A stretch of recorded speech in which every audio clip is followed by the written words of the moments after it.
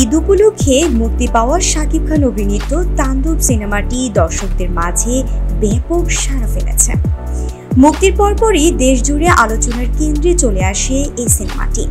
তবে বাণিজ্যিক সফলতার মাঝেই হঠাৎ এক বড় চ্যালেঞ্জ পাইরেসির শিকার।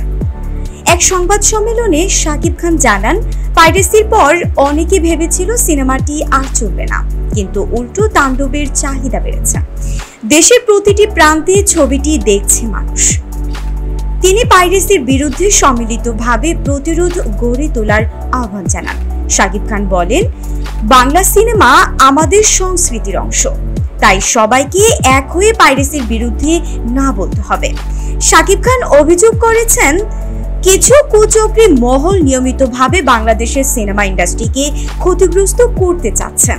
তবে দর্শকের ভালোবাসা ও সমর্থনের প্রতি কৃতজ্ঞতা জানিয়ে তিনি বলেন, আমরা হাল ছাড়ব না, আরো ভালো সিনেমা নিয়ে ফিরব।